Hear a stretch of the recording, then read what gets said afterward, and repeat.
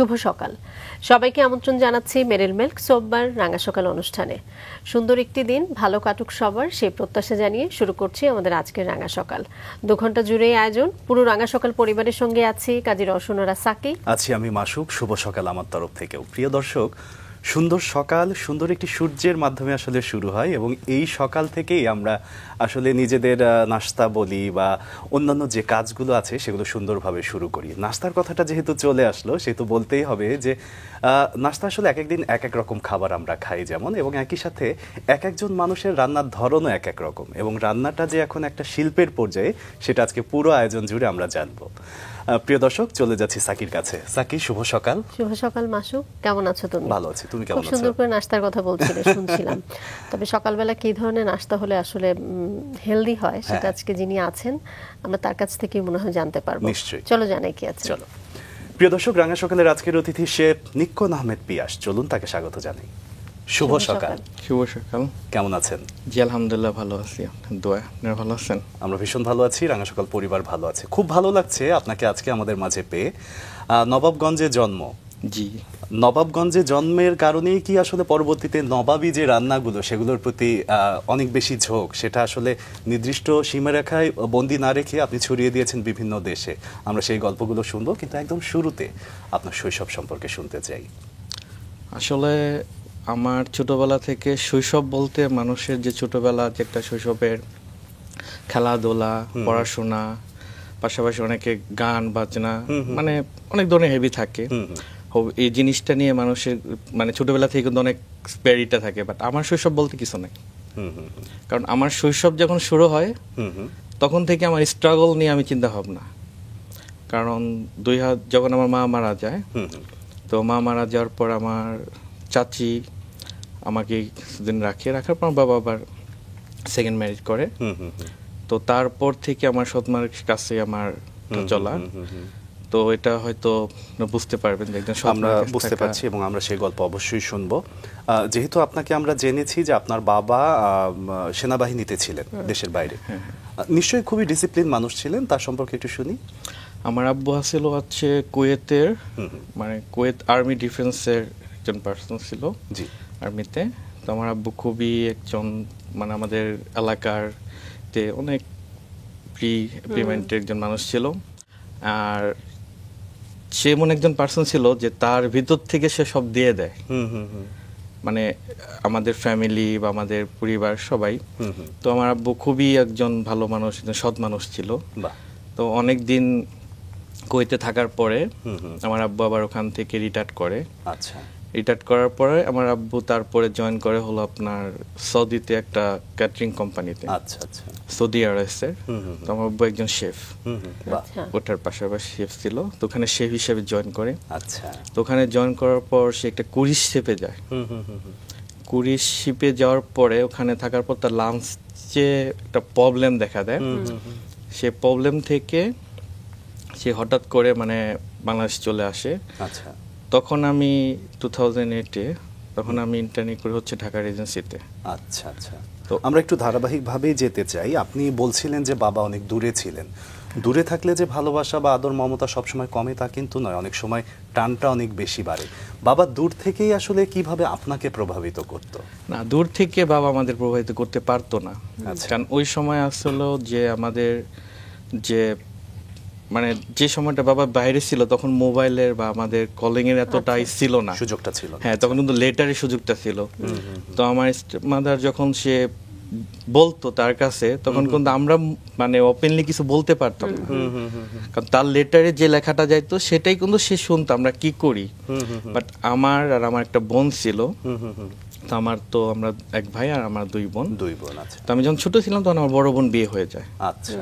তো আমার একটা বোন ছিল, তো ও আর আমি বাসায় ছিলাম। তো আমাদের বোনের মধ্যে আপনি খুব সম্ভবত ছোট? হ্যাঁ, আমি সবার ছোট। আচ্ছা। বড় বোন বিয়ে হয়ে যাওয়ার পরে আপনারা দুই ভাই বোন পরিবারে থাকলেন? পরিবারে থাকি, এবং আমার স্টেপ মাদারের কাছেই থাকি। আচ্ছা, আপনার স্টেপ মাদার সম্পর্কে শুনবো। আসলে জীবনটা এমন, এটা আসলে নাটকীয়তায় পরিপূর্ণ জীবনে আসলে অনেক সময় দেখা যায় যে অনেক খারাপ ঘটনার মধ্য থেকে আপনারা যারা সফল হয়েছেন তাদেরকে আমরা অদম্য বলি, এবং এটার জন্যই আসলে আপনি আলোকিত মানুষ। আপনার সেই খারাপ ঘটনাগুলো একটু শুনি, যে ঘটনাগুলো আপনি পার করে এসেছেন। খারাপ ঘটনা বলতে আমার স্কুল লাইফের ভিতরে আমি কখনো কোনো টিউশনি বা আমার ওইভাবে যে একটা গাইডলাইন, যে একটা মানে ফ্যামিলি থেকে যে একটা বাচ্চাকে বা একটা পরিবার থেকে যে বাবা মার যে একটা গাইডলাইন থাকে, সেই জিনিসটা আমি পাই নাই। তারপর বেসিক্যালি আমার ভিতর থেকে যে আমি একটা নিজে থেকে মন থেকে একটা জিনিস যে আমি চাবো, আমার বাবার কোনো অভাব ছিল না। আচ্ছা, সে কিন্তু আমাদের কিন্তু অনেক কিছু প্রোভাইড করতে পারতো, বাট সে এবিলিটি ছিল, বাট সেটা থাকা অবস্থায় কিন্তু আমরা পাইনি। বুঝতে পেরেছি। যেমন বেসিক্যালি আমি একটা এমনকি একটা সিম্পল সাইকেল, সেই সাইকেলটা পর্যন্ত কিন্তু আমি সেটা পাই না। আমি স্কুলে পায়ে হেঁটে গেছি। আমার স্কুল ছিল সকাল 7টা থেকে বিকাল 4টা পর্যন্ত।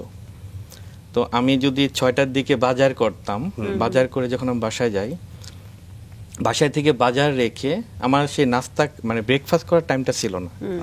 তো ওই টাইমে আমার কি করতে হতো, আবার স্কুলে যেতে হতো। তাহলে আবার আমাদের মানে সেটার ভিতরে যে মানে এটা সেম ওই টাইমে গেট বন্ধ করে দিত, স্কুলে ঢোকার কোনো চান্স ছিল না, যেহেতু মিশনারি স্কুল তো আপনার বাহির ওই লেভেলে ওই চলে। তো তখন বাজার রেখে আমি আবার দৌড়ে স্কুলে। আচ্ছা। তো স্কুলে তো আমার ওই নাস্তা খাওয়ার টাইমটা ছিল না। তো স্কুলে যখন যেতাম তখন টিফিন হাওয়ারে আমি যখন বাসায় আসতাম, কিন্তু বাসা থেকে স্কুল বেশি একটা দূরত্ব না, মেবি আরো 10 মিনিট। আচ্ছা। তো 1 আওয়ার 45 মিনিট যখন আমাদের টিফিন ছিল, তো টিফিন যখন আমি বাসায় আসতাম আপনার 12, সাড়ে 12টা একটার দিকে, তো বাসায় এসে কিন্তু আমি সেই খাবারটা পেতাম না। আচ্ছা। মানে মোটামুটি একটা স্ট্রাগলিং এর মধ্য দিয়ে আসলে আপনাকে বড় হতে হয়েছে। আপনি যেটি বলছিলেন স্টেপ মাদারের কথা, আসলে সবার ক্ষেত্রে হয়তো একরকমও না, কিন্তু আনলাকিলি আপনার হয়তো সেই সময়টা এমন গিয়েছে। আবার আমি এক অর্থে আনলাকিও বলবো না, কারণ আপনার যে স্ট্রাগলিংটা গিয়েছে হয়তো সেটার জন্যই আপনি একজন কি বলবো নিক্কন আহমেদ পিয়াস হয়েছেন, একজন সুপরিচিত শেফ হয়েছেন। আমরা বিস্তারিতই জানতে চাই, ছোট্ট করে আগে আপনার সম্পর্কে দর্শকদেরকে জানাই, তারপর ফিরি। দর্শক, নিক্কন আহমেদ পিয়াসের কর্মজীবন শুরু হয় 2007 সালে ঢাকার ইস্টার্ন প্লাজার একটি রেস্টুরেন্টে ডিশওয়াশার হিসেবে। পরবর্তীতে পর্যটন কর্পোরেশন থেকে শেফ কোর্স সম্পন্ন করে ইন্টার্নশিপ করেন ঢাকার রিজেন্সি হোটেলে। এরপর কাজ করেন গুলশানের Catalina Island, hotel Cox Today, Dhaka Sheraton ও ঢাকা রিজেন্সিতে। 2011 সালে বিদেশ যাত্রা করে যোগ দেন দুবাইয়ের ডব্লিউ হোটেলে এবং পরে কাতারের ডিপ্লোম্যাটিক ক্লাবে, যেখানে কাতারের কিং তার রান্না উপভোগ করেন। 2019 সালে কাতারে আন্তর্জাতিক কুলিনারি প্রতিযোগিতায় গোল্ড মেডেল অর্জন করেন তিনি। দেশে ফিরে 2021 সালে 2টি রেস্টুরেন্ট ওপেনিং পরিচালনা করেন। একই বছরের অক্টোবরে যোগ দেন বেলজিয়ামে। বর্তমানে তিনি ইউরোপিয়ান পার্লামেন্টের অধীনে কুয়েত অ্যাম্বাসিতে এক্সিকিউটিভ সুস শেফ হিসেবে কর্মরত আছেন। আমরা আবারও চলে যাই তার কাছে। আসলে প্রত্যেকটা সুন্দর জীবনের পেছনে কিছু কষ্টের গল্প থাকে, যেটি আমরা আজকে শুনছি। তারপরেও সেখানে নিশ্চয়ই আপনার বোনরা, মানে আমি জানি না, আমরা যদি ধারণা করি যে বোনদের তো একটা সাপোর্ট থাকে ভাইয়ের প্রতি, বা একটা ভালোবাসা তো অন্যরকম সবসময় কাজ করে, সেই জায়গাগুলো কিভাবে আপনাকে টাচ করতো? সেই জায়গাগুলো থেকে টাচ করার মধ্যে আমার বড় বোনের একটা সাপোর্ট ছিল, কারণ আমি বাসায় থেকে যখন বের হয়ে যাই, আমার আব্বু তখন বাহিরেই ছিল। তো বাইরে থাকা অবস্থায় আমার পাশে একটা ঘটনা ঘটে, সো যেটা পার্সোনালি আমি এখানে বলতে চাচ্ছি না। আচ্ছা। তো ওই ঘটনার অবস্থায় আমি রাত তখন ডিসেম্বর মেবি 10 অর সামথিং, তখন কিন্তু একটা শীত ওই টাইমে। তো সেই সময় আমি কিন্তু একটা টি শার্ট পরে একটা প্যান্ট পরে আমি তখন বাসা থেকে বের হয়ে যাই। আচ্ছা। হ্যাঁ। তো ওই সময় আর আব্বু ভ্যাকেশনে আসছিল। তো আসার সময় আমি তারপর আবার আমার বোনের বাসা যাই, আমি 2-1 দিন থাকি। তো থাকার পরে আমি আবার আমার যে মানে চাচারা আছে, তারা মিলে একটা মানে পারিবারিক একটা করে যে আমাকে কেন বাসা থেকে বের করা হয়েছে বা আমি কি জন্য গেছি। আচ্ছা। তো তারপরে আমি ওখান থেকে বের হয়ে আমি তখন রাত 9টা, সাড়ে 9টা বাজে। তো আমাদের তো দোহারনগঞ্জ অনেক খুব একটা গ্রাম অঞ্চল ছিল তখন। তো ওই সময়টা আমাদের 7টার মধ্যে মানে ঢাকা আসার বাসটা ক্লোজ হয়ে যায়। আচ্ছা আচ্ছা। তো আমি তো ঢাকায় তখন মানে আমার ফ্যামিলি বা আমার মামা বা আমার খালার অনেকে থাকে, বাট আমি ওইভাবে কারো বাসা আসতাম না, চিনি না। সেই সময় আসলে আপনি কোন ক্লাসে পড়তেন? সেই সময় আমি ক্লাস আপনার কেবল এসএসসি জিএসসি দিব। আচ্ছা, বেশ মানে অল্প বয়স, ওই সময়টা আসলে ঢাকার এত কিছু চেনারও কথা না। আর আমি কারো বাসায় আসতামও না, ছোটবেলা আমাকে ওইভাবে আনা হয় নাই, চিনতামও না। আর আমার মা মারা যাওয়ার পরে আমার মামারা বা আমার খালারা আমাদেরকে অতটা মানে দেখতেও আসে নাই যে আমি যাদের কাছে থাকবো চিনবো। তো আমি ফার্স্টে যখন আপুর বাসায় যাই, তখন আপুর বাসা থেকে আবার আমার বাসা বাবার সাথে একটা কথাবার্তা হয়। তখন আমি বাবার সামনে থেকে আমি বাসা থেকে বের হয়ে আসি। আচ্ছা, তো তখন আমি একটা কথা বলে আসি যে আমি যে বের হইলাম বা কোনোদিন যদি আমি মানে বাড়িতে আসি আমি সেভাবে আসবো। বাহ, সরি। তো সেই থেকে আমি মানে বাবার সামনে আমি বের হয়েছি। তো তখন আমার চাচারা সবাই চাইছিল যে তাকে রাখতে, তখন আমার স্টেপমাদার বলছিল যদি আমাকে রাখে সে থাকবে না, আচ্ছা। আর সে থাকলে আমি থাকবো না, মানে এরকম একটা সিচুয়েশন চলে গেছিল। ঢাকায় আসার আগে বাবাকে বলেছিলেন যে আজকে বের হলে আর ব্যাক করব না, Back যদি করবো ব্যাক না। করি সফল হয়ে ব্যাক করব। হ্যাঁ। আপনি তো খুবই শান্ত প্রকৃতির ছিলেন, কিন্তু শান্ত ছেলেটার এত গভীর কথা ওই বয়সে আসলো কিভাবে? জীবনের আসলে- ফিলোসফিটা কি একটু গভীর ছিল, সবকিছু গভীরভাবে হ্যাঁ, দেখা আমি হতো? সবকিছু মানে আমার যদি কোনো কিছু কষ্ট হইতো বা কোনো কিছু, আমি একবার জাস্ট বলতাম ওকে ঠিক আছে সরি, মানে ওটাকে নিয়ে আমি কখনো প্রতিবাদ করতাম না বা আমি কখনো চিন্তা করতাম না হ্যাঁ এটা আমার লাগবেই। বাট আমার এই জিনিসটা ছিল না, আমি ইজিলি ওটাকে হ্যান্ডেল করতাম, বাহ। বাট আমার নিজের মাইন্ড থেকে আমি জানতাম যে না আমার তো এটা হবে না, তো এটা নিয়ে তো আমার স্ট্রাগল, এটা নিয়ে তো আমার ফাইট করার কোনো প্রশ্নে আসে না। সেই কারণেই হয়তো বা আপনি ঢাকায় আসার পরে আত্মীয় স্বজনের কাছে যে প্রত্যাশিত সহযোগিতা সেটা না পেয়েও থেমে যাননি। একটু শুনি সেই গল্পটা। তো আমি যখন ঢাকায় আসি, আমি একটা আমার ফিশের ট্রাকে ঢাকায় আসি, আচ্ছা, তখন বাজে রাত 9:30 মতন। তখন আমি আমার বোনের বাসায় যাই নাই, আমি ডাইরেক্ট ঢাকায় আসছি একটা ফিশের ট্রাকে। আচ্ছা, তো ফিশের ট্রাকে এসে যখন আমি গুলিস্তান নামছি, গুলিস্তান থেকে নেমে আমি তখন রমনা পার্কের জায়গাটার নামটা জানি। আচ্ছা, তো আমার একটা কাজিন ছিল, ও তেজিয়া কলেজে পড়াশোনা করতো। আচ্ছা, আচ্ছা, আর তারপর আমার একটা ফ্রেন্ড ছিল, ওর আব্বু ছিল হলো ঢাকা ক্লাবের শেফ। আচ্ছা, তো আমি ওদের সাথে কন্ট্যাক্ট, বাট আমার কাছে মোবাইল ছিল না, বাট নাম্বারগুলো ছিল আমার ওয়ালেটে। তো ওদের সাথে কন্ট্যাক্ট করার পর আমার চাচার সাথে আমি যোগাযোগ করি, বলছে তুই কই আসো? আমি বলছি আমি টিএসসি বা শাহবাগ মোড়ে আসি, যে ওখানে থাক, কোন দোকানে আসো আমার নামটা বল, আমি আসতেছি, আচ্ছা, ওখান থেকে সরবি না, কারণ আমার কাছে তো মোবাইল নাই, তখন খুঁজে পাবে কেন কেউ কিভাবে? তো ও আসে, ও আসার পর আমাকে ওর বাসায় নিয়ে যায়। বাসায় নিয়ে যাওয়ার পর এর মধ্যে আমার মাঝখানে কোনো ফুড ছিল না, আচ্ছা, আমি কোনো ফুড খাইনি। আমি কিন্তু ওই পার্কের ওই রাস্তা দিয়ে ওদিক দিয়ে ঘুরছিলেন। হাঁটাহাঁটি করছি আচ্ছা, করছি আচ্ছা। বাট মাইন্ড পরে হঠাৎ করে মাইন্ড আসে আমার, মানে স্বাস্থ্য ভাই এখানে থাকে। তারপরে আমার কল করা হয়, পরে ও আসে আমাকে বাসা নিয়ে যায়। বাসা নেওয়ার পরে আমাকে মানে খাবার টাবার দেয়, তারপরে আমি খাওয়া দাওয়া করি। সেকেন্ড ডেতেও আমাকে বাড়িতে আবার নিয়ে যায়। নিয়ে যাওয়ার পরে আমি সেদিন বাড়িতে না গিয়ে আমার বোনের বাসায় যাই। আচ্ছা। হ্যাঁ, বোনের বাসায় যাই। বোনের তো বাসাও কি ঢাকাতেই ছিল? আমাদের গ্রামে। আচ্ছা, আবার গ্রামে? হ্যাঁ, back গ্রামে করলেন? যান আবার, ও আচ্ছা, আমাকে নিয়ে গ্রামে যায়। তো গ্রামে যাওয়ার পরে যখন ওই জিনিসগুলো শুনে, তখন আর বলে যে আমার তো কিছু বলার নাই। আর আমার চাচাকে বলল, তো চাচা বলতেছে যে ওর বাবা যেহেতু আছে, তো আমি কেন ওকে রাখবো? মানে আমাকে রাখা নিয়ে আমাদের ফ্যামিলির ভিতরে আমার বাবা চাচার ভিতরে একটা অন্যরকমই ছিল। কারণ আমার মাও যখন আমাকে 2 বছর রেখে মারা যায়, তখন আমার ওই চাচি আমাকে পালছে। আচ্ছা, চাচি আমাকে মানে বড় করছিল যখন আমার 6 ইয়ার্স এরকম আচ্ছা, পর্যন্ত। তারপরে আব্বু বিয়ে করে। জি, তারপর এটা শোনার পরে ও তখন আর কিছু বলতে পারে না। তো বলছে যে ভাই কিছু করার নাই, কি করবো আমি বা কি করবো, যখন আপনাকে কেউই রাখতে চাচ্ছে না, তখন তো আপনি মোটামুটি বুঝতে পারছেন না? হ্যাঁ, আমি তো তখন তো আমি সবই বুঝি। আচ্ছা। গ্রাম থেকে একবার ঢাকায় আসছেন, ঢাকা থেকে আবার গ্রামে যাচ্ছেন, গ্রাম থেকে আবার সিদ্ধান্ত হচ্ছে না, আবার একটা সিদ্ধান্তহীনতা, তারপরে আবার ঢাকায় চলে এলেন। ঢাকায় চলে আসার পরে আসলে অর্থনৈতিক জায়গাটা হয়তো ওই সময় খুব গুরুত্বপূর্ণ একটা বিষয় ছিল, জন্যই আপনি ডিশ ওয়াশার হিসেবে কাজ শুরু করলেন। একটু সে গল্পটা শুনতে চাই। যখন আমি ডিশ ওয়াশারে কাজটা শুরু করি ইস্টার্ন প্লাজা দোতলাতে, তখন একটা রেস্টুরেন্ট ছিল, রেস্টুরেন্টটা খুবই নাম করা ছিল। আচ্ছা, ওই টাইপে। কি নাম ওই ছিল? সময় লালনা, আচ্ছা, লালনা রেস্টুরেন্ট। কারণ ওই সময় ইস্টার্ন প্লাজাটা কিন্তু খুব জমজমাক ছিল, তখন বসুন্ধরাটা ওপেন হওয়ার কাছাকাছি। হ্যাঁ হ্যাঁ। তো আমি যখন ওই যে বললাম না যে ঢাকা থেকে যখন আমি গ্রামে যাই, আমার বোনের বাসায় যাই, তারপর আমার বোনের ওখানে কিছুদিন থাকার পরে ওই ইস্টার্ন প্লাজার ম্যানেজার ছিল আবার আমার আপন মামা। আচ্ছা।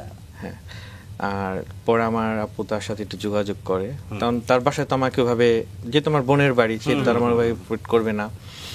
তো করার পরে বলতেছে যে আমার এখান তো কোনো ভ্যাকেন্সি নাই, তো ও কি করতে চায়, মানে কি করবে, পড়াশোনা করবে নাকি?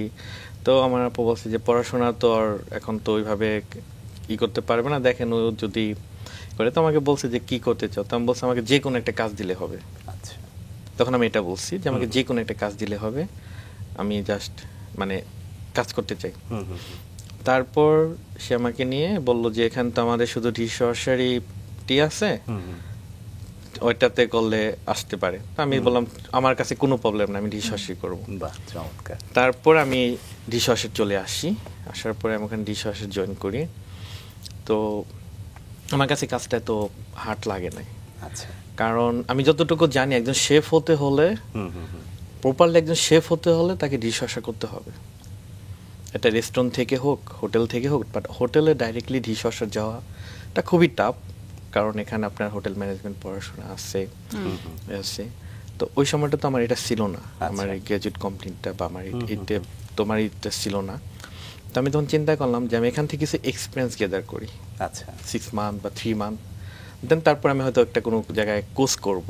আচ্ছা। কোর্স করার পরে দেখি কি হয়। একাডেমিক পড়াশোনা তখন কি অবস্থায় ছিল? পড়াশোনা তখন আমার হোলি ক্লোজ থেকে, মানে আমি তখন অলরেডি মানে এসএসসি দিয়ে আমি এসেছি, তখন আমার কলেজে যাওয়া, মানে মাধ্যমিক পাশ করে হ্যাঁ ফেলেছেন? হ্যাঁ হ্যাঁ। তো ওই সময়টাই তখন আমি চিন্তা করলাম যে এখন আর কি করার। তো নবাবগঞ্জ থেকে পাশ করলেন, বান্দুরা থেকে? হ্যাঁ হ্যাঁ। আচ্ছা। তো তখন চিন্তা করলাম যে এখন তো আর কিছু করে না, আর ওই সময় আমার কাছে পাসপোর্টও নাই যে আমি যে বাইরে যাওয়ার জন্য অ্যাপ্লাই করব, বা বাইরে আমাকে কে দিবে। আচ্ছা। তো তখন একটা বাইরে যেতে হলে একটা অ্যামাউন্ট লাগে, জি। সে অ্যামাউন্টটা তো প্রোভাইড করার মতন আমার, তার মানে আপনার তখন থেকেই টার্গেট ছিল বাইরে যাওয়া? হ্যাঁ আমার তখন থেকে টার্গেট আমি কিছু কাজ শিখে আমি বাইরে চলে যাব। কারণ আমাদের গ্রামের যে আমাদের অঞ্চলে সবাই কিন্তু মানে শেফ লাইনেই কিন্তু সব বাইরে যায়। আচ্ছা। আমার ফ্যামিলিতে সবাই শেফ, আচ্ছা। আমার কাজিন থেকে শুরু করে আমার সিস্টার হাজবেন্ড সবাই কিন্তু শেফ। আচ্ছা। আপনারও কি শেফ বা রান্না এই বিষয়গুলো ভালো লাগতো, নাকি এক প্রকার প্রয়োজনের না, তাগিদে? আমার শুরু থেকে এই বিষয়টা ভালো লাগতো। আচ্ছা। কারণ আমি যখন আমার চাচাকে বা আমার দাদু ছিল হলো শেরাটন হোটেলের শেফ। আচ্ছা আচ্ছা। তো যখন আমার দাদুর পিকচারগুলো দেখলাম বিভিন্ন শেফের সাথে হোয়াইট ইউনিফর্ম পরে ক্যাপ পরে যখন থাকতো, তখন জিনিসগুলো অনেক ভালো লাগতো। তারপর সে কার্ভিং করতো বিভিন্ন ফ্রুটের সাথে, যে কার্ভিংগুলো আমি তখন থেকেই মানে আমি কিন্তু তখন জয়েন করি নাই, বাট তখন থেকে আমি কার্ভিং এর প্রতি একটা আমার ইচ্ছে ছিল। আচ্ছা।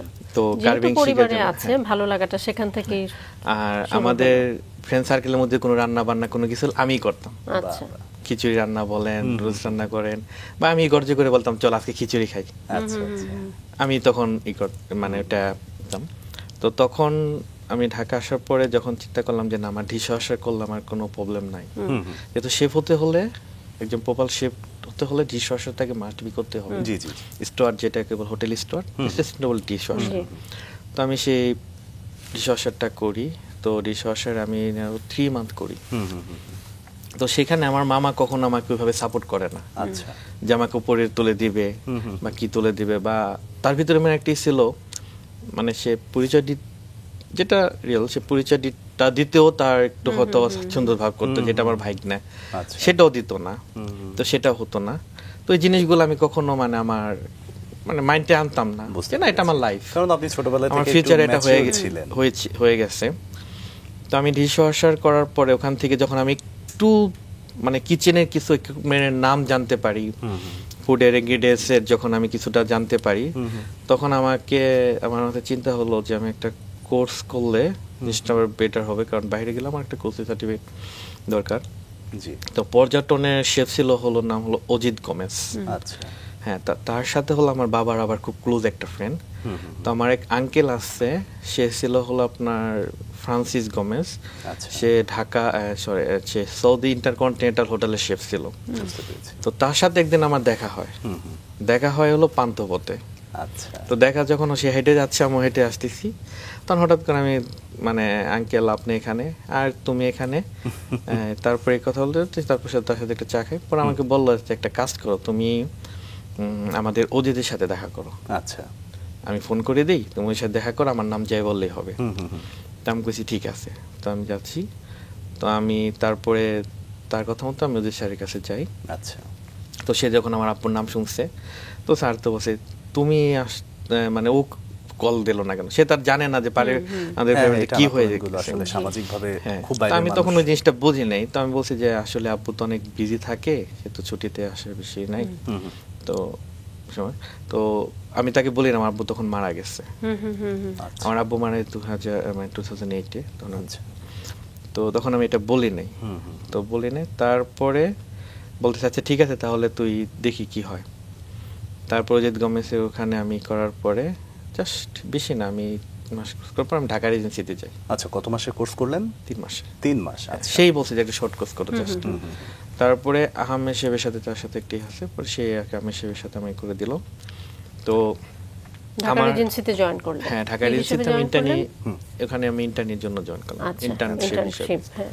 কোর্স করার আগে এবং কোর্স করার পরে আপনার দক্ষতায় যে আমূল একটা পরিবর্তন আসা শুরু হলো, সেটা কিভাবে উপভোগ করছিলেন? না, সেটা আমি আর মানে উপভোগ বলতে আমি সেটাকে আরো নিজে আমার ইচ্ছা হচ্ছে যে না আমি হয়তো পারবো। আচ্ছা, দায়বদ্ধতা বেড়ে গেল হ্যাঁ তার হ্যাঁ, মানে। মানে সেই জিনিসটাকে আমার ইচ্ছা যে না আমি পারবো, যেমন আমি যেখানে যে আমি আমার কাছে একটা ভালো একটা ফিডব্যাক আসছে আচ্ছা। যে না আমি ভালো কাজ করতেছি, বাট আমি যেটা করি আমি শিখে যাই। আচ্ছা। আর পর্যটনে কোর্স করা হচ্ছে কি কিছু বেসিক যে জিনিসগুলো জানা, যেমন আমাদের হাইজিন সম্পর্কে, কিচেন ট্রেল সম্পর্কে, এগুলো কোনো রেস্টুরেন্টে শিখায় না। একদমই তাই। এগুলো রেস্টুরেন্টে শিখায় না। যেমন রেস্টুরেন্টে থেকে আমি কি শিখতে পারবো, আমি একজন শেফ হতে হলে আমি রেস্টুরেন্টে শিখতে পারবো কি আমি কিভাবে কাটিং করতেছি, আমি ফুডটা কিভাবে প্রিপেয়ার করব, বাট ফুডটা আমি কিভাবে ডেলিভারি দিব, আমি সেই জিনিসটা শিখতেছি। বাট এর পিছনে যার একটা জিনিস আছে যেটা আমাকে হ্যাসাপ হাইজিন বাট আমার কিচেন টেম্পারেচার সম্বন্ধে জানা, আমার চিলার টেম্পারেচার সম্বন্ধে জানা, আমার নিজের পার্সোনাল একটা হাইজিন আছে, তারপরে আমি যে শেফদের যে একটা মানে নিজেদের যে একটাই থাকে আপনার যে কিচেনের চিলারের তারপর ফুডের অনেক কিছুর কিন্তু একটা থাকে, তো সেই জিনিসগুলো কিন্তু আমি ওখান থেকে শিখতে পারতেছি। আচ্ছা। এটা কিন্তু আমি রেস্টুরেন্ট থেকে শিখতে পারবো না। তো ওই জিনিসগুলা থেকে আমি দেখছি না আমার দুইটাই প্রয়োজন। তো এটা করার পর যখন আমি রেজেন্সিতে চান্স পাই, তো রেজেন্সি থেকে শেফ আহমেদ হোসেন, তখন আমার ইন্টার্নির শেষ পর্যায়ে, তখন একটা গুলশানে রেস্টুরেন্ট ওপেন করবে সে, তারই কনসার্টে। আচ্ছা। সে আমাকে ওই রেস্টুরেন্টে দেয়, তখন আমি জয়েন করি হচ্ছে আপনার সেকেন্ড কমিতে ওই রেস্টুরেন্টে। আচ্ছা। তারপর ওখান থেকে আমি 6 মান্থ করার পরে শেফ ওপেনিং করে হচ্ছে ওশেন প্যারাডাইস। আচ্ছা, আপনি এই সময় যখন কুকিং এর সাথে জড়িত হয়ে বিভিন্ন রেস্টুরেন্টে কাজ করছেন, তখন মূলত কি ধরনের রান্না নিয়ে কাজ করছেন, কি ধরনের? তখন আমি যেটা রান্না নিয়ে কাজ করতেছি, কারণ রেস্টুরেন্টে তখন ছিল থাই চাইনিজ, আচ্ছা, যেটা মানে খুবই ফেমাস থাই চাইনিজের। আর হোটেলে যখন আমি গেছি, হোটেলে যাওয়ার পর দেখি আমি টোটালি ডিফারেন্স। আচ্ছা, সেটা কেমন? সেটা হচ্ছে মানে রেস্টুরেন্টের প্লেটিং আর হোটেলের ফুডের প্লেটিং এর সাথে অনেকটা ডিফারেন্ট। আচ্ছা। যেমন হোটেলের প্লেটিংটা হচ্ছে লাক্সারি স্টাইলের, আমাদের রেস্টুরেন্টে কিন্তু লাক্সারি স্টাইলের প্লেটিংটা হয় না। আমরা রেস্টুরেন্টে সার্ভ করি কি অনেস্ট টু 3, অনেস্ট টু 2 এই পার্সন হিসাবে, বাট হোটেলে কিন্তু আপনার কোয়ান্টিটি, কোয়ালিটি, প্রেজেন্টেশন এই জিনিসগুলো দেখে। আচ্ছা। তো তখন রেস্টুরেন্ট থেকে আমি হোটেলে যখন দেখলাম যে টোটালি ডিফারেন্স, কারণ হোটেলে যারা শেফ আছে তখন সেই শেফদের ভিতরে একটা মোটিভ, একটা শেফের ফুডের সম্বন্ধে তাদের কিন্তু খুব ধারণা, কারণ ওই জিনিসটা তখন আমার ব্রেনটা আসে যে না আমার বাইরে যেতে হলে আমার এই জিনিসটাকে আমার ফলো করতে হবে। জি জি। তো তখন থেকে মানে করার পর যখন আবার আমি রেস্টুরেন্টে যাই, তো এই রেস্টুরেন্টটা মোটামুটি ফাইন ডাইনিং হিসাবে ওপেনিং করা। সেটা কি ঢাকাতে নাকি ঢাকার বাইরে? ঢাকা গুলশানে। আচ্ছা। তো ওখান থেকে পরে আপনার কি নাম ছিল সেই রেস্টুরেন্টের? রেস্টুরেন্টের নাম ছিল ক্যাটালিন আইল্যান্ড। ক্যাটালিন আইল্যান্ড, আচ্ছা। এটা খুবই একটা সুন্দর মানে ফাইন ডাইনিং টাইপের একটা রেস্টুরেন্ট ছিল, আচ্ছা আচ্ছা। যেটা হোটেলের সাথে একটু ডিফারেন্ট। হোটেল তো অনেক রেস্টুরেন্ট থাকে সেই টাইপের আর কি। তো তারপরে কক্সবাজার ওশেন প্যারাডাইসে তখন সে ওপেনিং এ যায়, তখন ওপেনিং হয় না ওশেন প্যারাডাইস। সেখানে খুব সম্ভবত আপনার একটা গল্প আছে, বেশ কিছুদিন অপেক্ষা করার পর আপনি একটা জবে জয়েন করতে গিয়ে অন্য একটা জবে জয়েন করেছেন। তারপরে আমি ওখানে যাই ওশেন প্যারাডাইস উদ্দেশ্যে, তো ওখানে তখন ওপেনিং হয় না। তো কক্সবাজারে কি করব, এখন ঘুরতেছি, তো হঠাৎ করে আমার সাথে একটা ফ্রেন্ডের সাথে দেখা হয়ে গেল। ও তখন জব করে লং বিচ হোটেলে। তো ওর সাথে আমার কলাতলি বিচে লাবণী পয়েন্টে দেখা হয়ে যায়। আচ্ছা দেখা যায় ওই পিছন থেকে ডাক দিচ্ছে, কিরে তুই কি ঘুরতে এসেছিস না? পরে বললাম যে এই কাহিনী, আচ্ছা তো জব তো এখন হচ্ছে না, এটার থেকে বলতেছে যে আমরা ডাকবো, আচ্ছা কি করব? আচ্ছা ঠিক আছে, তুই এক কাজ কর, সিবি দে, তাহলে তুই কক্সটুডে যা, ওখানে নেবে। আচ্ছা তো কক্সটুডেতে আমি যেদিন সিবি জব করছি সেদিনই আমাকে ডাকা হয়েছে। আচ্ছা আচ্ছা কারণ ওরা যখন আমার এক্সপিরিয়েন্স বা আমার কথা বা আমার সাথে যখন ইন্টারভিউ নিচ্ছে, মানে এইচআরের যে চেয়ারম্যান ছিল বা এইচআরের যে তো তারা সবাই 4-5 জন মিলে আমার সাথে আর কি। তো ওখানকার ফুড অ্যান্ড বেভারেজের যে ম্যানেজার, সে আবার আহমেদ শেফকে চিনে। আচ্ছা তো যখন আমি সে নাম বলছি তখন আর কোনো কথা বলে নাই। আচ্ছা তো তখন সে আমাকে জায়গাটায় মানে বলার পর বলছে, আমাদের এখানে কিচেনে তো আছে, তো আচ্ছা ঠিক আছে, দেখি তাহলে তুমি আজকে থেকে জয়েন করো। আচ্ছা তো আমি যখন ইউনিফর্ম পরে কিচেনে গেলাম, কিচেনে যাওয়ার পর দেখি যে কিচেনের যে শেফ রবার্ট গোমেজ, সে আমার বাবার বন্ধু। আচ্ছা হ্যাঁ, তো যখন আমাকে জিজ্ঞাসা করছে তোমার বাসা কোথায়, আমি বলছি আমার বাসা তো ঢাকা নবাবগঞ্জ বান্দরাতে। বলতেছে যে আচ্ছা কোন গ্রাম? আমি বলছি হাসনাবাদ। কারণ আমাদের যে গ্রামটা হাসনাবাদ, এটা হচ্ছে মানে পুরা ধরতে গেলে একটা শেফ দিলেই গ্রাম। আচ্ছা মানে আপনি প্রত্যেকটা ফ্যামিলিতে শেফ শেফ আছেন আমাদের যে জায়গাটা। জি জি তো বলতেছে আমাকে চিনাম কি না, আমার বাসা তো 18 গ্রামে, তুই তাহলে আমি তোমার বাবার ফ্রেন্ড হই, খুব কাছের ফ্রেন্ড, আমরা একসাথে জব করছি। আচ্ছা সেখানে কি আপনি একেবারে কিচেনে জয়েন করলেন? হ্যাঁ, আমি একেবারে কিচেনে জয়েন করি, সেখানে ফার্স্ট কমি হিসাবে। আচ্ছা, হ্যাঁ, তো সেখানে তো বেশ কিছুদিন কাজের অভিজ্ঞতা রয়েছে। সেখানে বেশ কিছুদিন না, জাস্ট 4 মান্থস। আচ্ছা। ওটার পরে আমি আমার ওশিয়ান প্যারাডাইসে জয়েন করি। Ocean paradise just 2 month. আচ্ছা এর মধ্যে আমার কল আসে দুবাই থেকে, ডাবলো হোটেল থেকে। তো দুবাই ডাবলো হোটেল হচ্ছে আমার ফ্রেন্ডের মানে ব্রাদার, বিগ ব্রাদার ছিল ওখানকার এক্সিকিউটিভ শেফ। আচ্ছা তো সে কল করার পর সে আমাকে মানে হঠাৎ কল দিছে যে পিয়াস তুই কি দুবাইতে আসবি? আমি তো আচ্ছা, এটা পার্সোনালি কল আসে আপনার? হ্যাঁ, পার্সোনালি কল আসে। আমি বলছি কেন আসবো না ভাইয়া। আচ্ছা ঠিক আছে, তাহলে তুই এক কাজ কর, যে আমাকে সিবি দিয়ে সবকিছু পাঠা। আচ্ছা দেখেছি। তো আমি সেদিন সন্ধ্যাবেলায় সিবিটা পাঠাই দিই। তো তখন সিবিটা দেওয়ার পরে আমাকে আফটার 3 days আমাকে অফার লেটারটা পাঠায় দেয়। বাহ অফার লেটার পাঠায় দেয়। অফার লেটারে সবকিছু আমি দেখি। হ্যাঁ, ওখানে আমি ওখানে কিন্তু সেকেন্ড কমিতে আবার জয়েন করলাম, আচ্ছা ফার্স্ট কমি রেখে। কারণ আমার কাছে ওই জায়গাতে সেকেন্ড কমি আর ফার্স্ট কমিটা ম্যাটার করলো না, বাট আমি বাইরে যাব। তো তখন আমি ওখানে যখন গেলাম, তো আমি সিবিটা পাঠানোর পর আমার অফার লেটারটা আসলো। অফার লেটার সাইন করার পর আমাকে বললো তোর মেডিকেলটা কর। তো মেডিকেলটা করার পরে আচ্ছা আমাকে 1 উইকের মানে একটা প্রক্রিয়ার মধ্যে দিয়ে আপনি 1 দুবাই উইকের চলে মাধ্যমে গেলেন। আমাকে ভিসা করলো। তো সেভাবে চলে গেলাম। ওখানে যাওয়ার পরে আমি ডাবলো হোটেলে আপনার 6 মান্থের মতন কাজ করলেন। এই যে আপনি বাংলাদেশের বিভিন্ন স্বনামধন্য রেস্টুরেন্ট হোটেলগুলোতে কাজ করলেন, তারপরে আপনি দুবাই গিয়ে কাজ করছেন, আপনি বললেন যে 6 মান্থ কাজ করলেন। 2 দেশের মধ্যে আপনাদের এই কালিনারি ইন্ডাস্ট্রিতে আসলে পার্থক্যটা কি রকম দেখলেন? শুরুতে গিয়ে অনেক সময় একটা ধাক্কা লাগে না, যে আমি তো দেশে এইভাবে করে এসেছি, এরকম দেখে এসেছি, সেই জায়গাটা একটু শুনি। পার্থক্যটা অনেক, একটু শুনি। কারণ এখানে যে আমি ওভেন দেখছি, ওখানে ওভেন টোটালি ডিফারেন্স। আচ্ছা, আমি এখানে ওভেন যেটা দেখলাম, আমাদের এখানে ওভেনের টেম্পারেচারে খুবই ইজি আমি টেম্পারেচার দেখতে পারি, আর ওখানে ওভেনের টেম্পারেচারে মানে খুবই হার্ড। আমার একদম ওভেনের ভিতরে একটা মেনু থাকে, আমি কোন ফুডটা আমি ওভেনে দিচ্ছি সেই ফুড হিসাবে একটা মেনু থাকবে। আমি ওই ফুডটা যদি ক্লিক করি, সেটার টেম্পারেচারটা অটোমেটিক চলে আসবে। হ্যাঁ, তো ওই জিনিসগুলো যদি আমি ওই যে বললাম না যে আমার যে আমি কোর্সটা করছি সেটা যদি না করতে, তাহলে আমার অনেক হার্ড হইতো। বাট সেটা করাতে জিনিসটা আমার একটু ইজি হয়েছে, যে হ্যাঁ আমি যখন এখন একটা লাজানিয়া আমি ব্রেক করব, আমার 180-তে আমি 30 মিনিট দিব। বাট আমি যদি ওই মেশিনের জিনিসগুলো যদি আমি ইউজ না করতে জানতাম, তাহলে কিন্তু আমি পারতাম না।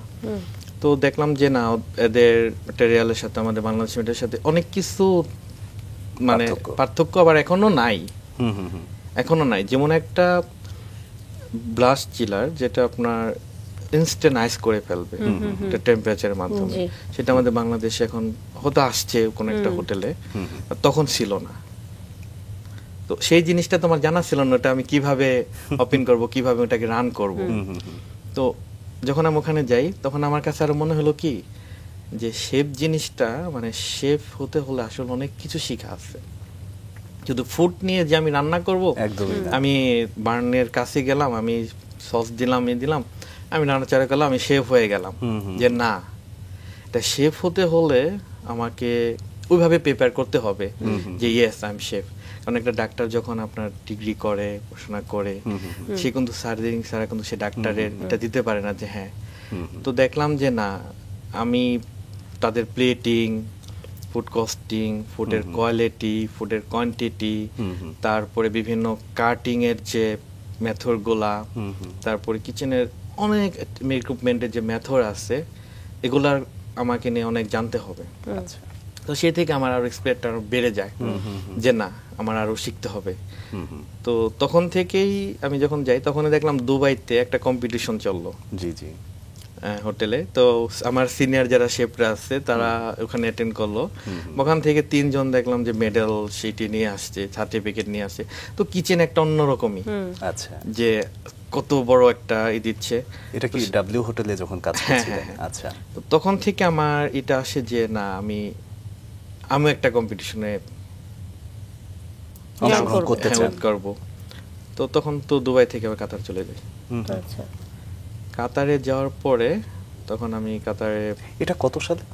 এটা 2018-এ। 18 কিন্তু আমি আচ্ছা। দুবাইতে কাতার চলে আসে হলো 12-তে। আচ্ছা। কিন্তু প্রতিযোগিতাটায় অংশগ্রহণ করেন 18-তে। 18-তে। আচ্ছা। কিন্তু এর মাঝখানে আমার তো শিখতে হবে, জানতে হবে।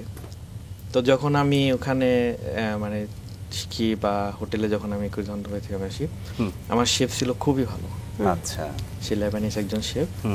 তো আমি যদি ওই জিনিসটা শিখে যদি আমি ওখানে না যেতাম, তাহলে আমি কিন্তু পারতাম না। তো যখন আমি দেখলাম যে ওখান থেকে এসে আমি খুব ইজিলি পারতেছি, তো শেফ আমাকে অনেক সাপোর্ট করে। আচ্ছা আচ্ছা। হ্যাঁ। তো আমি ওখানে ফার্স্ট কমিতে আমি উইদিন 6 মান্থ আমি 3টা প্রমোশন পাই। বাবা। আচ্ছা, ওখানে গিয়ে কি কোনো কোর্স করলেন কাতারে গিয়ে? না, কাতারে গিয়ে কোর্স করি না, আমি জাস্ট জবের এক্সপেরিয়েন্স আচ্ছা। হিসেবে আমি ওখানে জয়েন করি। কোথায় তো ছিলেন কাতারে? দা কোনো কি? Diplomatic club. আচ্ছা, ডিপ্লোম্যাটিক ক্লাব, ওটা একটা হোটেল? এটা একটা হোটেল না, এটা হচ্ছে একটা মিনিস্টারি ক্লাব। আচ্ছা, যেখানে হচ্ছে যে কাতারের যত লেভেলের ডিপ্লোম্যাটিক আছে, ও, আচ্ছা। এরা ওয়েলকাম করে আর কি। আচ্ছা। তো এটা ছিল হচ্ছে ওখানকার মানে ওইটার ওই ক্লাবটা আর কি। সেখানে আপনি কি কিচেনে দায়িত্ব পেলেন? হ্যাঁ, কিচেনে শেফ হিসেবে? ওখানে আমি ডেমি শেফ হিসেবে জয়েন করি। আচ্ছা। তো ওখানে পরে ডেমি শেফ হওয়ার পর সিডিবি, chef day party, chef day party হওয়ার পরে আমি কম্পিটিশন করার চান্স পাই। আচ্ছা। কারণ কম্পিটিশন সবাই করতে পারবে না, সবাই করতে পারে না। এই কম্পিটিশন করতে হলে কিন্তু আমার কিছু ক্রাইটেরিয়া লাগে। আচ্ছা। লাগে। তো যখন আমি শেফকে বললাম, শেফ নেক্সট ইয়ার তো আমি 2-3 বছর দেখলাম যে কিভাবে কি করে, কম্পিটিশনে যাই, এক্সিবিশনে আসি, সেই কম্পিটিশনে যাওয়ার যোগ্যতা আপনাকে কি অর্জন করতে হলো, যেহেতু সবাই যেতে পারে না? সে আমাকে অর্জন করতে হচ্ছে যেটা কিনা যে আমার যে শেফের যে একটা সেন্স থাকে, শেফ সেন্স, যে আমার যে আউট নলেজ, আমার কমন সেন্স বা আউট নলেজটা, বা আমার দেখা গেছে একটা ফুডের থেকে আমার বেশি আউট নলেজটা আমার থাকতে হবে, সেই জিনিসটা আমার গ্যাদার করতে হলো। আচ্ছা, এখানে কি পদের কোনো বিষয় থাকে যে এই পদ না হলে আমি কম্পিটিশনে অংশগ্রহণ করতে পারবো না? না, এটা বেসিক্যালি পদের কোনো বিষয় থাকে না। শেফ ডে পার্টি হচ্ছে আমাদের শেফের একটা মানে সুশেফের পরে থাকে। আচ্ছা আচ্ছা। তো আপনি শেফ দ্য পার্টি হলেন। হ্যাঁ। সেই কি বলবো, এটাকে আমরা পদই বলি। সেই পদটা অর্জন করার পরে কি আপনি সেই প্রতিযোগিতায় যাওয়ার জন্য এলিজিবল হলেন কিনা?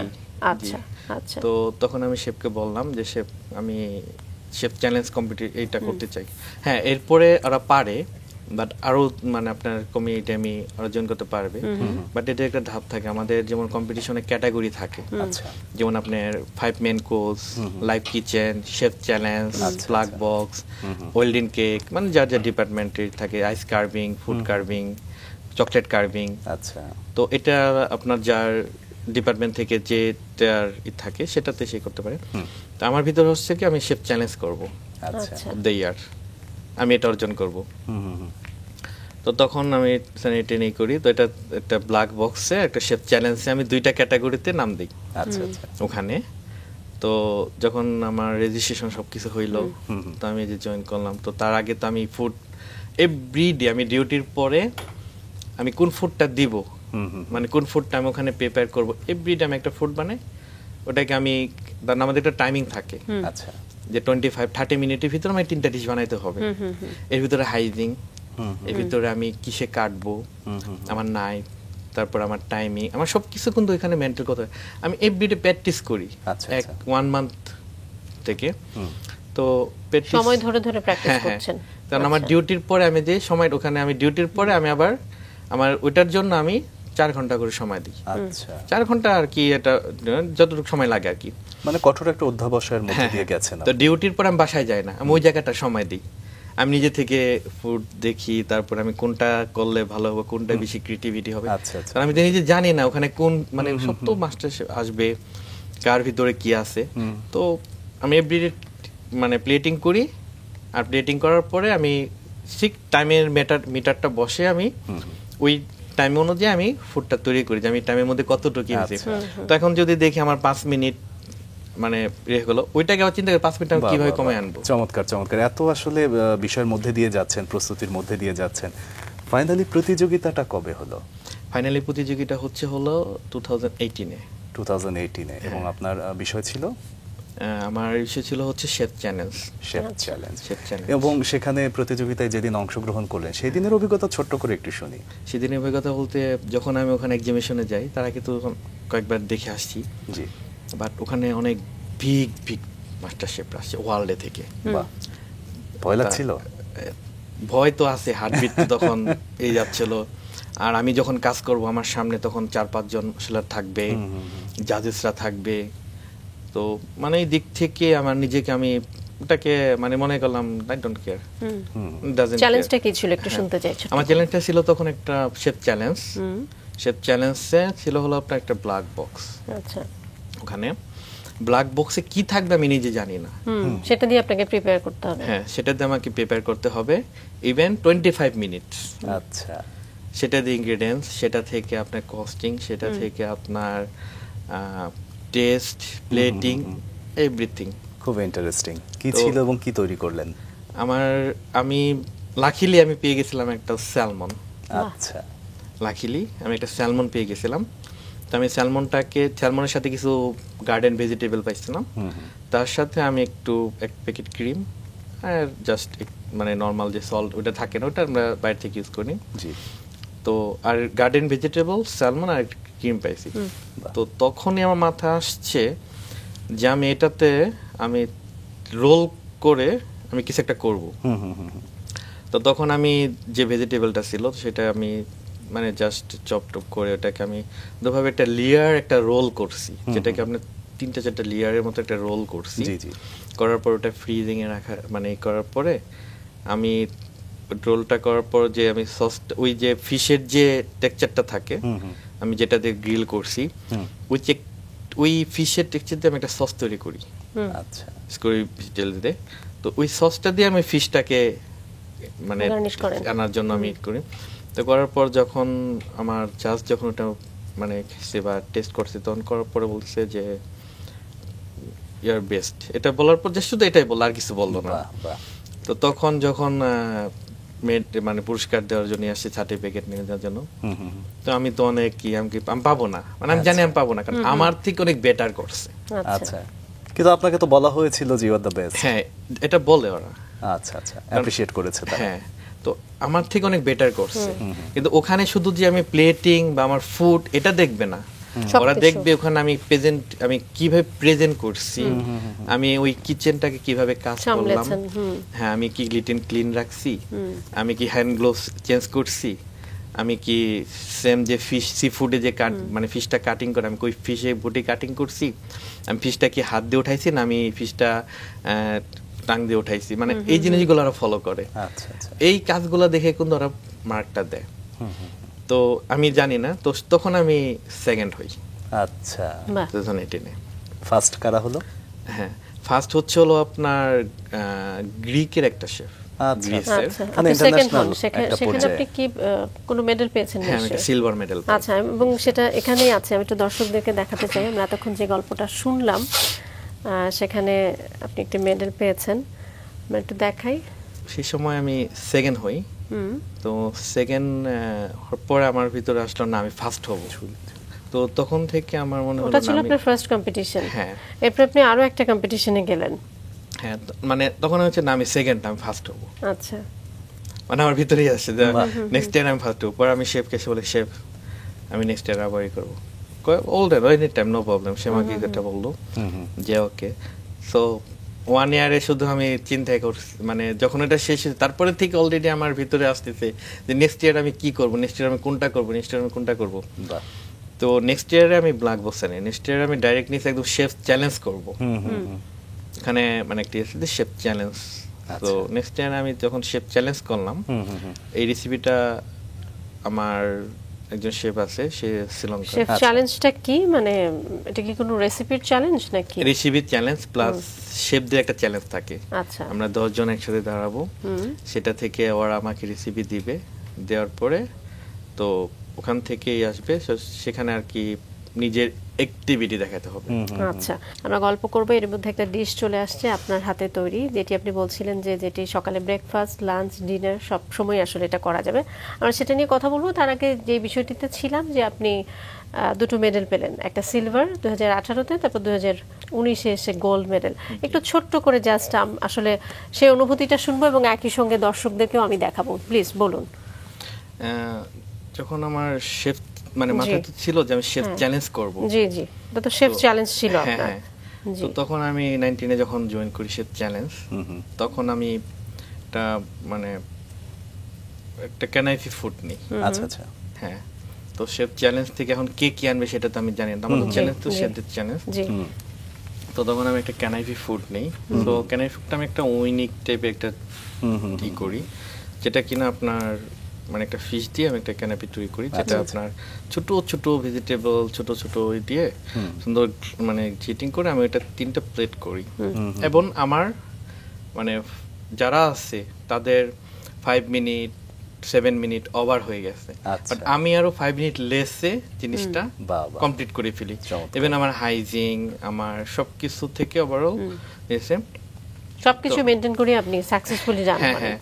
তারপরে যখন মেডেল এইটা আসলো, তখন হঠাৎ করে মানে আমার নাম আর আসতেছে না, ব্রাউন্স, সিলভার, তো এইগুলো আসতেছে। তো হঠাৎ করে নাম আসলো, তো মানে আমি কি করব, তখন আমি যে আমি যেটা চিন্তা করি সেটাই হচ্ছে।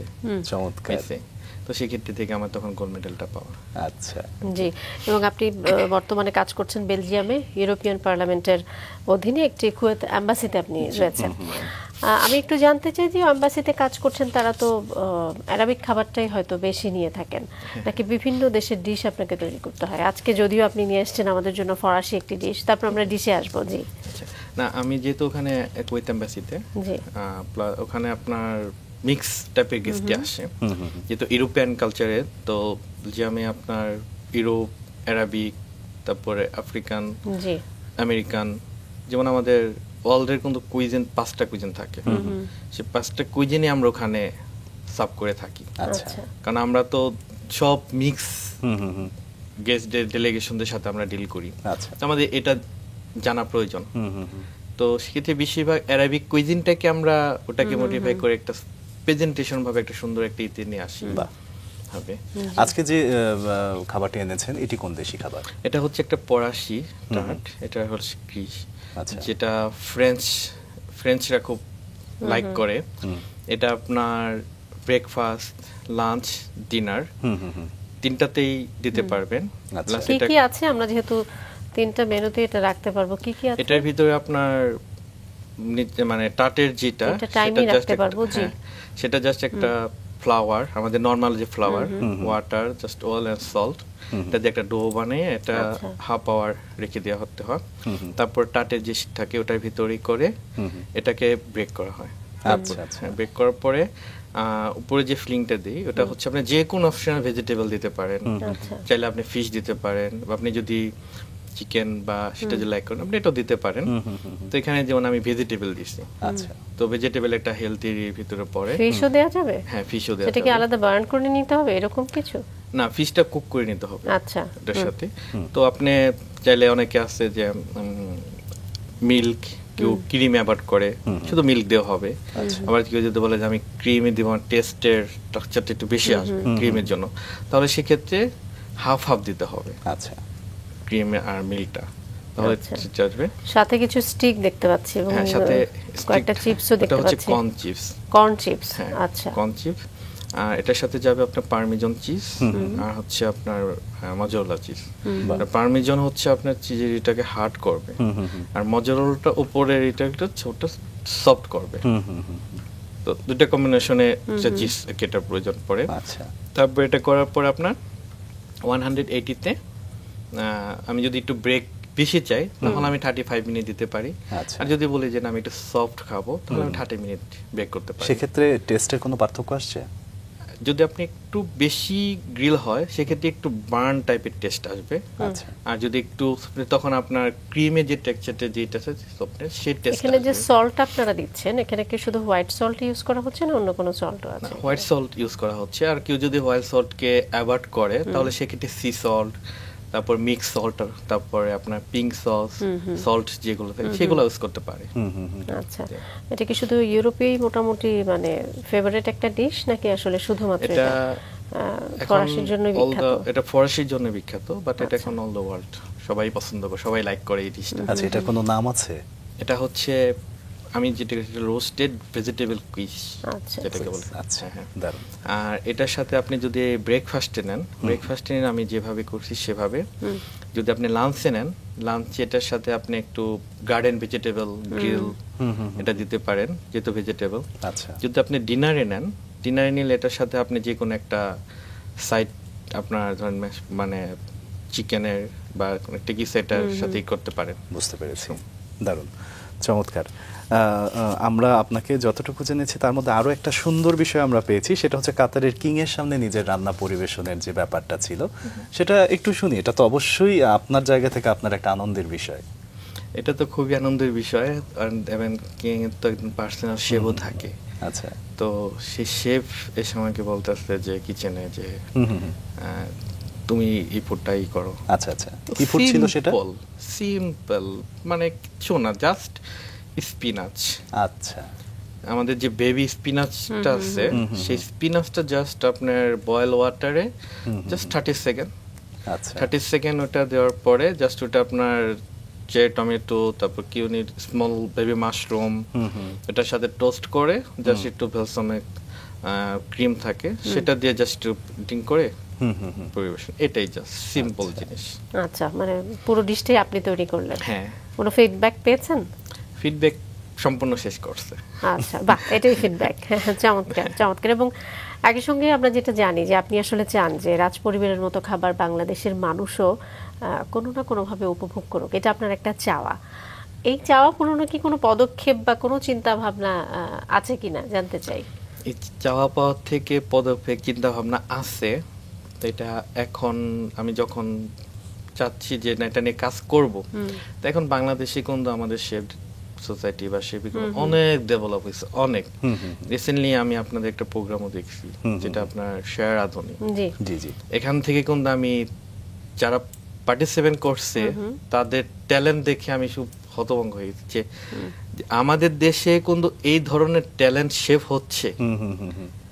এটা আমি যা শুধু দেখলাম যে আপনাদের এই চ্যানেলের মাধ্যমে শেয়ারের মাধ্যমে কিন্তু এই জিনিসটা কিন্তু অন্যরকম একটা মানে বাইরের জন্য দেখেছেন এবং বলছেন আমাদের সেরা রাঁধুনির কথা। আপনার কি মনে হয় আসলে এই ধরনের প্ল্যাটফর্ম তো প্রয়োজন আছে না? এটা অবশ্যই প্রয়োজন আছে। এই ক্যালিবার গুলো আসবে কি করে, বের হবে কি করে? জি, এটা অবশ্যই প্রয়োজন আছে। আর এখান থেকে আমাদের দেশেও যে ট্যালেন্টেড শেফরা আছে, যে ট্যালেন্টেড যে স্টুডেন্টরা শেষ করে যে যারা শেফ হচ্ছে তাদের ট্যালেন্টটা যারা দেখাতে পারতেছে, এটা আসলে বাইরের জন্য খুবই একটা প্লাস পয়েন্ট। আপনি হচ্ছেন একজন সংগ্রামী সফল শেফ আমি বলবো, এবং আপনি এখনকার প্রজন্মের কথা যেহেতু বলছেন, এখনকার প্রজন্মটাই তো আমাদের আগামী, তাদের জন্য আপনি কোনো সুপরামর্শ দিতে চান কিনা? হ্যাঁ, তাদের জন্য আমি একটা সুপরামর্শ যেটা দেব, আসলে প্র্যাকটিক্যালি থিওরিক্যালি তাদের দুটাই প্রয়োজন। তো আমি যেটা বলবো তাদের জন্য, তারা যদি এই লাইনে আসতে চায় তাদের আগে বেসিক্যালি আমার মতন একজন রেস্টুরেন্টে তাদের জয়েন করতে হবে। সেখান থেকে কিছু এক্সপিরিয়েন্স গ্যাদার করে তারপর সে একটা ডিপ্লোমা বা একটা কোর্স সেটা কমপ্লিট করে তারপর সেই জায়গা থেকে সে 5 স্টারে কোথাও সে করলে তার জিনিসটাকে এক্সপ্লেন গ্যাদার করতে পারবে। আচ্ছা। আর শুধু সে যদি বলে যে না আমি কোর্স করব 6 মাসের, আমি 1 বছরের কোর্স করব, আমি যে শেফ হব, সেক্ষেত্রে এটার জন্য পসিবল না। আচ্ছা, সে যা শুধু থিওরিক্যালি জানতে পারতেছে, সে প্র্যাকটিক্যালি সেটা দেখতেছে না যে একজন শেফ কিভাবে ফুডটাকে অপারেশন দিচ্ছে, কিভাবে ফুডটাকে ডেলিভারি দিচ্ছে কিচেন থেকে, কিভাবে ফুডটা আমরা হট ক্যাবিনেটে হট বানারে কত টেম্পারেচার আমরা রাখি, এটা কোন টাইম এটা ডেঞ্জার জোনে যাচ্ছে, সেটা তো আর সে দেখতেছে না। কিচেনে কিভাবে কাজ করতেছে, কি পার্ট বাই পার্ট যাচ্ছে, কিচেনের মেথড গুলা কি, সেটা তো আর দেখতেছে না। সে জাস্ট পড়াশোনার মাধ্যমে সে জানতে পারতেছে যে হ্যাঁ হোটেল ইন্ডাস্ট্রিতে এই জিনিসগুলো এইভাবে যায়। তো প্র্যাকটিক্যালি যখন সে নিজে না দেখবে, সে তো ওটা করতে পারবে না। একদমই তাই। আপনি বলতে চাচ্ছেন যে কেতাবি বিদ্যা এবং প্রয়োগিক জ্ঞান দুটোই খুবই গুরুত্বপূর্ণ কালিনারি ইন্ডাস্ট্রিতে। দুটাই প্রয়োজন। আমরা যতটুকু আপনাকে জেনেছি যে বাংলাদেশের জন্য আপনার একটা সুদূর প্রসারী চিন্তা ভাবনা রয়েছে এই ইন্ডাস্ট্রিকে ঘিরে। বাংলাদেশে আপনি একটা উন্নত মানের এবং যেটা বহির্বিশ্বের সাথে বিট করতে পারে এমন একটা রেস্টুরেন্ট করার স্বপ্ন দেখছেন। সেই স্বপ্নটা আসলে কি পর্যায়ে আছে এখন? সেই স্বপ্নটা এখন বাস্তবের পর্যায়ে আছে। আচ্ছা। অলরেডি আমি আমার যে শেফ ওয়ার্ল্ড এসোসিয়ের যারা ওয়ার্ল্ড শেফ নিয়ে কাজ করে তাদের সাথে অলরেডি আমার কথা বা আমার সাথে চলতেছে। আমি গত 2 মান্থ বিফোর আমি জার্মানিতে ভিজিট করছি আমার একজন শেফের সাথে। সে টোটাল মানে পুরো একটা শেফ আছে। তো সে শেফের সাথে করার পর আমি চাচ্ছি যে বাংলাদেশে একটা শেফ এক্সপো আনার জন্য। আচ্ছা, যেটা কিনা আপনার দুবাই এভরি ইয়ার একটা কান্ট্রিতে হয়। যেমন লাস্ট ইয়ার দুবাইতে হইছে, দিস ইয়ার হচ্ছে আপনার মালদ্বীপে, আচ্ছা, সেকেন্ড ইয়ার হচ্ছে আপনার মরিচাসে। তো আমি চাচ্ছি এই শেপের এক্সপোটা জানি বাংলাদেশে আসে। তো সেটা নিয়ে আমি কাজ করার অনেক ভাবনা করতেছি। ইনশাআল্লাহ আশা করি এটা আসবে আচ্ছা আমাদের দেশে। রান্না বান্না, বিভিন্ন রেস্টুরেন্টে কাজ করা, বিভিন্ন হোটেলে কাজ করা, এই যে রাজ পরিবারেরও কাজ করার যে সুযোগ, সবকিছু মিলে তো আসলে কাজটাই আমার মনে হয় আপনার এখন শখ হয়ে গেছে, ধ্যান জ্ঞান হয়ে গেছে। তারপরেও এর বাইরে কিছু করা হয় কিনা, এর বাইরেও কোনো শখ রয়েছে কিনা জানতে চাই। তারপরে বাইরে কিছু করা হয় না, কিছু করা আবার হয়। আমি রিসেন্টলি মিডিয়াতে একটা বিজ্ঞাপনে কাজ করছি গ্রামীণের। তারপর আরেকটা বিজ্ঞাপনেরই আসছে, হয়তো আমার টাইমিং এর জন্য না হতে পারে। এটাও একটা ব্যাংকের বিজ্ঞাপন, এটা নিয়েও কিছু কাজ করি। বাহ, তার মানে আপনি এখন মডেল হয়ে গেছেন। এটা হচ্ছে আর কি। বাহ, চমৎকার। একটু পরিবার নিয়ে জানি ছোট্ট করে। আমার প্রিয় বলতে আমার ওয়াইফ শুধু। আমার রিসেন্টলি আমার একটা কন্যা সন্তান হয়েছে, দোয়া করবেন সবাই জানি ভালো থাকে। আর এই আমার পরিবার এখন আমার ওয়াইফ আর আমার একটা কন্যা। পেশাগত জীবনে আপনার সহধর্মিণী কি করছেন? পেশাগত জীবনে আমার ওয়াইফ এখন হচ্ছে সে মাস্টার্স কমপ্লিট করলো। কোনোভাবে কালিনারি সেক্টরের সাথে জড়িত না, না? সে কালিনারি সেক্টরের সাথে জড়িত। আচ্ছা, আমরা চলে এসেছি তো একদমই আমাদের শেষ পর্যায়ে। একদম লাস্ট একটা প্রশ্ন করতে চাই যে বাংলাদেশ যেহেতু ঐতিহ্যের দিক থেকে অনেক সমৃদ্ধ, বাংলাদেশি খাবার নিয়ে সেটাকে বিশ্ব দরবারে তুলে ধরা নিয়ে আপনার কোনো পরিকল্পনা আছে কিনা? এটা নিয়ে আমি ছোট্ট করে একটু বলি। বাংলাদেশি খাবার কিন্তু আমাদের বিশ্বের ভিতরে সবচেয়ে টেস্টফুল খাবার। আচ্ছা, এটা আমরা যদি যেমন ইন্ডিয়ার যা আছে সেটা কিন্তু ওয়ার্ল্ডে চিনি ইন্ডিয়ান ফুড, বাট আমাদের বাঙালি ফুড কিন্তু অন্যরকম টেস্টি একটা ফুড। এটা যারা খায় তারা কিন্তু বলে যে বাঙালি ফুডটা কি। যেমন আমি আমার অ্যাম্বাসিডরকে আমি ইলিশ মাছ খাওয়াইছিলাম। ইলিশ মাছটা আমি একদম ছোট ছোট করে ওটাকে আমি ফেলে আমি সুন্দর একটা রোল করে ইলিশ মাছের যে মানে ওয়াটারটা ছিল ওটাতে আমি একটা সস তৈরি করছি, ওটার সাথে একটা স্যাফরন দিছি। আচ্ছা, তো স্যাফরন দেওয়ার পর ওইটা একটা সস তৈরি করে ওইটা আবার ওই ডিশটা আমি তৈরি করছি 3 জন পার্সনের জন্য। যে আমার বস ছিল কুয়েত অ্যাম্বাসিডর, তারপর ছিল আপনার ওমান অ্যাম্বাসিডর, আর ছিল আপনার ইউরোপিয়ান পার্লামেন্টের ডিসিসি। আচ্ছা, সে ছিল মানে মেন হোস্ট। তো ওই তিনটে আমি ওইটা করার পরে তো বসকে আমি বলছিলাম, বস তো আমি টুডে আই এম প্রিপারিং তো হিলসা ফিশ। হিলসা ফিশ কখন হিলসা দেখে নাই, তো বলছে I am doing the you just chick. তো তখন সে ওকে, তারপর আমি এটা দেওয়ার পরে আমি সুন্দর এটাকে রোল করে কেটে, বাট ওটা বোঝা যায় না যে ওটা ইলিশ মাছ। আচ্ছা আচ্ছা।